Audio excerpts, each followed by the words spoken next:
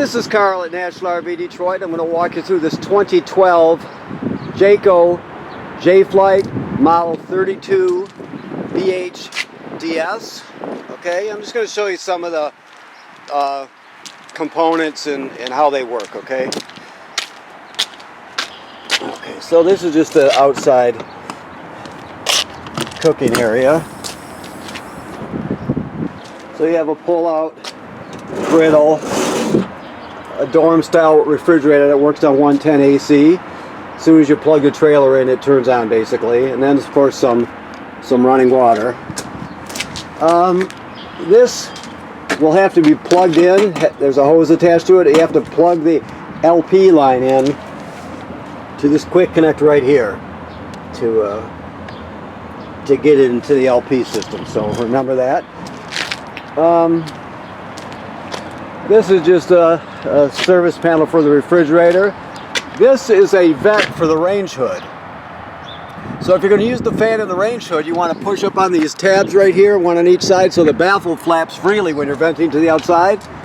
Otherwise, just keep it shut. But when you're venting, you always want that baffle to flap freely. Of course, you got outside speakers.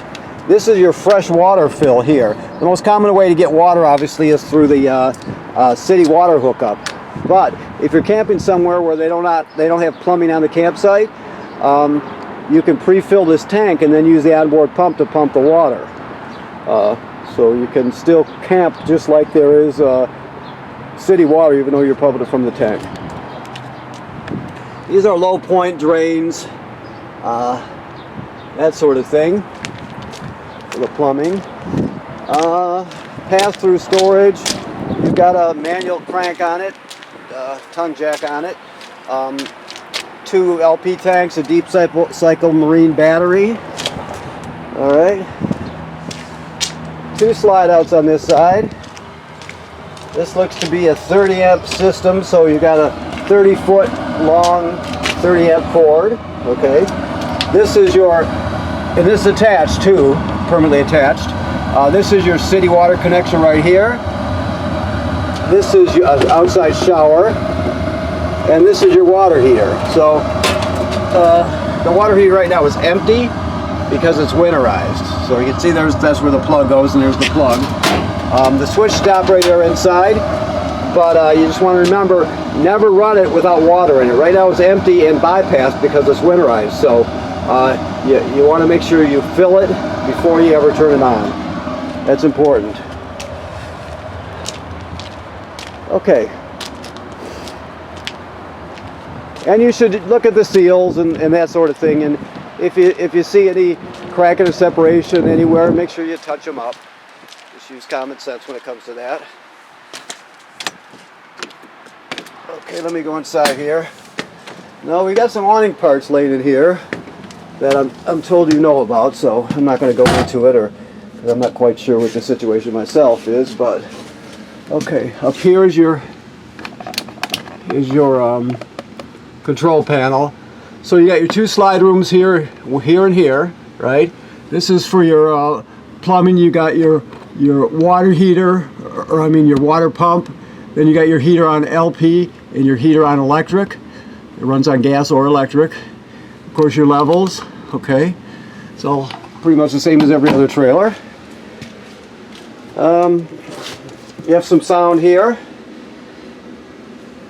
And it's already got part of a TV bracket up, but I don't know if, I'm not sure about the other half anymore. It's probably still on the, maybe on the TV that they had on there, but nevertheless. This is your LP gas detector here. Okay.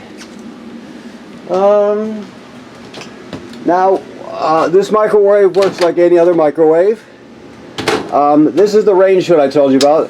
That's the fan. So if you're going to run the fan to vent to the outside, you always make sure that you open that baffle out there.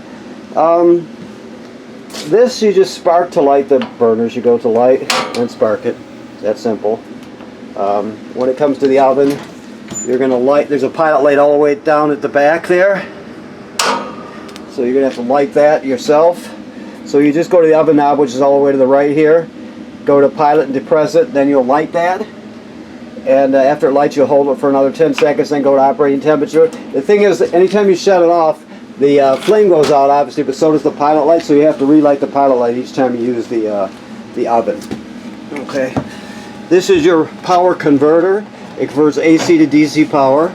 So when you're plugged in, you've got 110 AC on this side. There's circuit breakers like you'd see at home, and they're labeled. Well, I guess these maybe not be. But anyway, they're circuit breakers like you see at home. And then you have, it converts it to 12 volt DC over here, so you got DC fuses over here. That's where the 12 volt comes from. Keep in mind, this is also a battery tender, so as long as you're plugged in, it'll send so much energy your battery needs and keep it charged up. Okay. This refrigerator is gas absorption, meaning it'll work on LP gas or 110 AC. So the most common way to run it is on auto, just like that. They call it auto because it always seeks out electricity, and if it can't find it, it'll automatically switch over to gas. Or another way to look at it is if you're using it on electricity and you're leaving the campground for the day to go adventuring, and it's a hot day, and an hour after you leave, the power at the campground goes out. Well, it'll sense that and automatically switch it over to gas so you don't spoil the food. Okay, and then of course there's off. Auto will always seek out electricity first. Okay. The usual stuff. You got a couch that turns into that. Let's see if this one jackknifes or what it does here. Or this is just. It feels like it does jackknife down, I would bet. Yep, sure enough.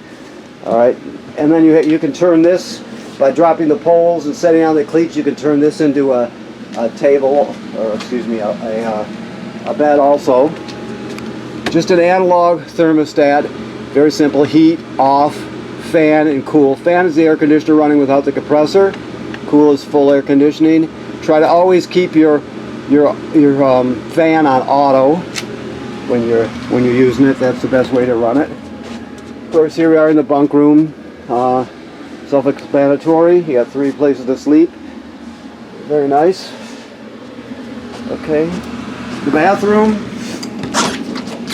works like every other RV bathroom. Sink and shower work like any other sink and shower on the toilet. You have to remember when you use it, you can't have the black tank, which is directly below. You can't use it dry. So whenever you get to the campground and you hook up your power and your water, you come in here, you put a dose of chemical right in the bowl. You step on the pedal, flush pedal, and let water flow into the tank and wash the chemical into the tank. You put about a gallon or so of water in there with the chemical, and you're all set until you flush it next or dump it next time. Okay. All right. Okay. So let me get this shut here. Okay. So last but not least, this is just the bedroom. It's very, it's like most RV bedrooms. You can lift up the bed and there's some storage underneath there. You got an escape window here, of course.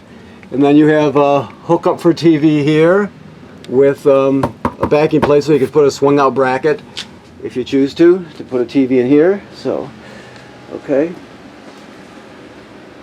Let me look around. So that about covers it. So the thing is, right now it's winterized. So make sure that you keep in mind that the water heater is bypassed and empty right now.